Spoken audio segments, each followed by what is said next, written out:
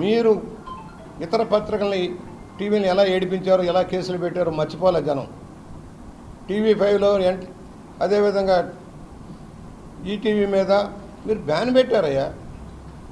ప్రజాస్వామ్యంలో బ్యాన్ పెట్టారు. మీరు అసెంబ్లీకి రానీలా, ABN రానీలా, TV5 రానీలా, ఈటీవీని రానీలా. నీ జాగిద్దారా రాష్ట్రం అంటే? అసెంబ్లీలో మమ్మల్ని మాట్లాడనిచ్చావా? మైకులు ఇచ్చావా? ఇవాళ రావయ్యా అసెంబ్లీకి రా, మైక్ ఇస్తాం, మాట్లాడమంటే పారిపోతావు.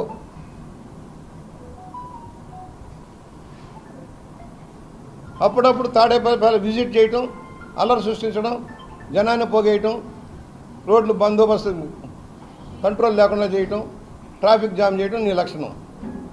ముఖ్యమంత్రిగా చెట్లు నరికించావు, పరదాలు కట్టించుకున్నావు. ఇప్పటికి అదే పరిస్థితి. జనంలో వచ్చే దన్ను లేదు.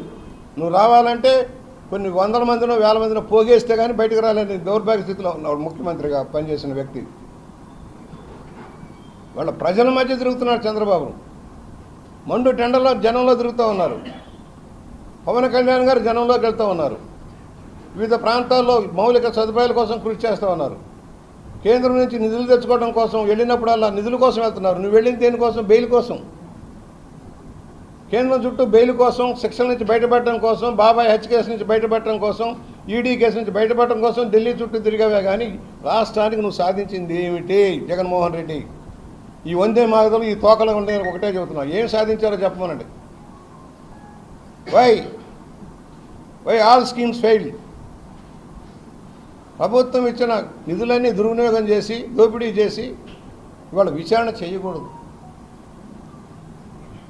ఒక్కొక్కటి బయటకు వస్తున్నాయి. పాములు పుట్టల నుంచి బయటకు వచ్చినట్టు, పాములు వచ్చినట్టు వస్తున్నాయి వాళ్ళని చేసిన నేరాలన్నీ. నేరాలు ఘోరాలు ఇన్ని అన్నీ కావు. బూతుల పంచాంగం ఏదది?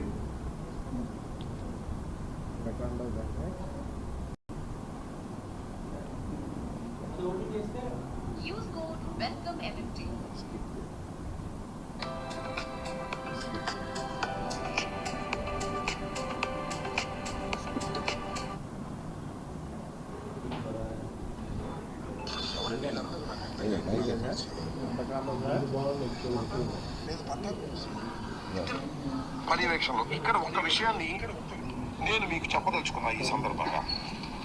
అది కూడా నేనన్న మాటలు కాదు. మొన్న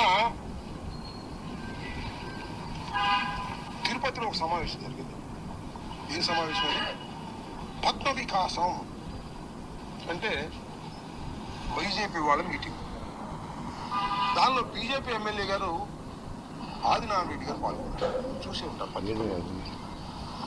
ఆదినారాయణ రెడ్డి గారిని కాళహస్తి ఆనంద్ అడిగాడంట, ఎలా ఉందండి ఈ ప్రభుత్వం అని. అప్పుడు ఆయన ఏం చెప్పాడంటే, ఆయన చెప్పిన మాటలు నేను చెప్పిన మాటలు. గజ్జల మల్లారెడ్డి గారు కవి. ఎన్టీ రామారావు గారు ప్రభుత్వం ఉన్నప్పుడు గజ్జల మల్లారెడ్డి గారిని ఒక ఆయన అడిగాడంటే, ఎలా ఉందండి ప్రభుత్వం అని. ఎన్టీ రామారావు గారి ప్రభుత్వం కమ్మగా ఉంది అన్నారు. ఇది కూడా అంతే. చంద్రబాబు నాయుడు గారి ప్రభుత్వం కమ్మగా ఉంది. కమ్మంటే తెలుసుగా అన్నాడు ఆయనే. నేను అన్నగా మాటలు కాదు ఇది. సరే మొన్న ఏదో నేను అట్టాలేదు నేను చెప్పాను, కానీ అది కోట్ చేస్తాను. చంద్రబాబు నాయుడు గారి కమ్మని ప్రభుత్వానికి పవన్ కళ్యాణ్ గారు కాపు కాస్తున్నాడు. ఎన్నాళ్ళు కాస్తావే కాపు? మా ఇంటి మీద దాడి జరిగినా కాపు కాస్తావా? కందుకూరులో నీ కులం వాడిని చంపేసినా కాపు కాస్తావా? మమ్మల్ని చంపేసినా కాపు కాస్తావా? నీ బలం నీ కులం, గుర్తుపెట్టుకో. నీ బలం నీ కులం. చంద్రబాబు బలం నువ్వు. అర్థమైందా? చంద్రబాబు బలం నువ్వు, నీ బలం కులం. రాజకీయం చేస్తున్నావు, పిచ్చి రాజకీయం చేసుకో, అభ్యంతరం లేదు. కానీ మమ్మల్ని చంపేసినా కూడా నువ్వు కాపు కాస్తానంటే ప్రజలు ఒప్పుకోరనేది కూడా ఈ సందర్భంగా గుర్తు చేస్తున్నా. Time will come. పరిస్థితులు వస్తాయి. 20 మాసాలు అయిపోయింది ఈ ప్రభుత్వానికి. నేనేమి విధ్వంసకారుని కాదు. నా మీదకి వచ్చారే వందనాదేవి గారు చూశారుగా ఏం తిట్టిందో. ఒక మహిళ అది కూడా సత్యనపల్లి, అబ్బూరు మంది కూడా సత్యనపల్లి మంత్రిగా చేశా. ఇప్పుడైనా హింస చేశానా నేను? ఎవరి మీద తప్పులు కేసులు పెట్టానా నేను? ఎవరి మీద రౌడీజం చేశానా నేను? పవర్ ఉంది నాకు, ఎమ్మెల్యేగా ఉన్నాను, మంత్రిగా ఉన్నాను, పోలీస్ వ్యవస్థ నా దగ్గర ఉంది. ఇప్పుడేం చేశానా? లేదు కమ్మాస్ మీద ఎప్పుడన్నా దౌర్జన్యం చేశానా? కమ్మాస్ నాకు ఎంతమంది నా అభిమానులు ఉన్నారు సత్యనపల్లి వాళ్ళు. ఆ వందనాదేవి గారు అంటుందమ్మా, ఏం తిడుతున్నాయా బాబు. తల్లి వందనాదేవి, తల్లి నీకు వందనమమ్మా, ఎంత బ్రహ్మాండంగా తిట్టావు తల్లి, అందరూ చూశారు సోషల్ మీడియాలో అంటుంది. ఇంకో మహాతల్లి మైకి దగ్గర మాత్రమే హోంమని అమ్మరావు బాబు గారు ఎవరు అన్నారో చూపించండి, వాళ్ళ మీద యాక్షన్ తీసుకుంటాం. చూపించాలి ఇంకా నా పొంద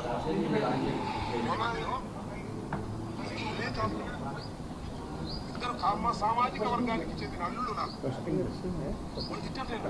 అమ్మ నా కొడకల్లారా తిట్టానంట. రాస్తాడు మనిషి, ఆయన చౌదరి గారే రాసి ఫోటో ప్రొడ్యూస్ వెంకటరామబాబు కులం పెట్టి తిట్టాడు, చంద్రబాబుని కులం పెట్టి తిట్టాడు, కులాలను రెచ్చగొడుతున్నాడు. కులం పేరు మీరే మొదటిగా కులాలను రెచ్చగొడుతున్నాడు.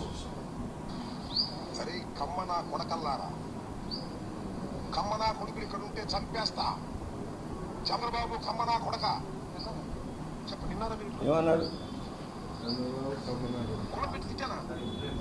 నాకు ముగ్గురు కూతుళ్ళు. ఏం మాట్లాడాడు? కులాల గురించి మాట్లాడాడు. ముఖ్యమంత్రిని కమ్మనా కొడకని తిట్టాడు. ఏమండి మేమేమైనా మాట్లాడామా? ఏ కులాన్ని ఎత్తామా? ఎవరైనా ఎత్తారా? తెలుగుదేశం నాయకులు కానీ పవన్ కళ్యాణ్ గారు కానీ ఏనాడన్నా? పవన్ కళ్యాణ్ ఎంత ఇమిలియేట్ చేసినా ఆయన మాట్లాడలేదే. నీ కడుపు మంట దుగ్ధ మీకు. ఇక రాలేము, ఈ రాష్ట్రంలో మళ్ళీ అధికారంలోకి రాలేము. బూతుల పంచాంగం, అధికారంలో ఉన్నప్పుడు బూతుల పంచాంగమే, అధికారం లేనప్పుడు బూతుల పంచాంగమే. హత్యా రాజకీయాలకు మారిపోయారు. కోడికత్తి డ్రామా ఏమైంది? ఎందుకు సాక్ష్యం చెప్పడం లేదు? ఎందుకు కోర్టుకు వెళ్ళటం లేదు? ప్యాలెస్ తిరుగుతున్నావు, విదేశాలు తిరుగుతున్నావు, కోర్టుకు వెళ్ళి సాక్ష్యం చెప్పే ఓపిక తీరిక లేక నీ నగ్న రూపం బయటకు వస్తుందన్న భయమా అని అడుగుతా ఉన్నా. నీ సొంత బాబాయ్ హత్య కేసుని మాఫీ చేయడం కోసం సిబిఐ మీదే కేసు పెట్టిన ముఖ్యమంత్రివి నువ్వు.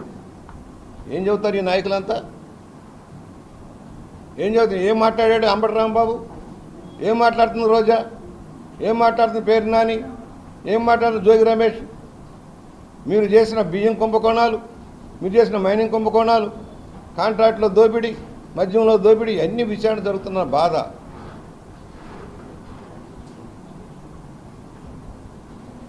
పాపం ఆయన చెప్పాడు మిథున్ రెడ్డి, మేము సూసైడల్ స్క్వాడు అని. అంటే వీళ్ళు ఆల్రెడీ జగన్మోహన్ రెడ్డి గంగలో కలిపాడు, ఇక మొన్న బ్యాలెన్స్ కూడా గంగలో కలపాలనే ఆలోచనలో ఆయన ఉన్నాడు. వైఎస్ఆర్ పట్నం ఉన్న లక్షలాది మంది కార్యకర్తలు బలైపోయారు. ఏ పార్టీకైనా కార్యకర్తలే. ఎక్కడ దొరుకుతుందా, ఏం దొరుకుతుందా దాన్ని రాజకీయ పురాణంలో చూడటమే. ఎప్పుడైనా సాయం చేశాడే? ఏదైనా ఇన్సిడెంట్ జరిగింది, వరదలు వచ్చినాయి, తుఫాన్లు వచ్చాయి, అగ్నిమాలు, ఎవరికైనా రూపాయి ఇన్ని లక్షల కోట్లు సంపాదించాడు కదా జగన్మోహన్ రెడ్డి అవినీతి అక్రమాల ద్వారా. ఎవరికైనా రూపాయి సందాయటం చూసారా? రూపాయి సాయం చేయడం చూసారా? ఏ జిల్లాలో రాష్ట్రంలో ఆఖరి పులివెందులైన ఎవరికైనా సాయం చేశాడా? మేము చేస్తున్నాం. తెలుగుదేశం పవన్ కళ్యాణ్ గారు చేస్తూ ఉన్నారు. పవన్ కళ్యాణ్ గారు బాధితులను ఆదుకుంటూ ఉన్నాడు, భారీ ఎత్తున సాయం చేస్తూ ఉన్నాడు. నువ్వు చేసావా? ఎన్టీఆర్ ట్రస్ట్ చేస్తుంది, నువ్వు చేశారా? జేబులు నింపుకోవడమే మీ లక్ష్యం. అప్పుడే జనం మర్చిపోయారు. 2020 నెలలకే మర్చిపోయారు అనుకుంటా. మర్చిపోలే జనం, తగిన విధంగా స్పందిస్తారు. నేను చెప్పేవాడిని, అయ్యా పాపం పండుతూ ఉంది, రాబోయే రోజుల్లో ప్రభంజనం రాబోతుందని చెప్పాను. ప్రభంజనం వచ్చింది, 11 సీట్లకు పరిమితం చేశారు. అందువల్ల మెల్ల చెబుతున్నాం నాయకులకి, కులాల పేరుతోటి చూడండి ఏం రాస్తాడు.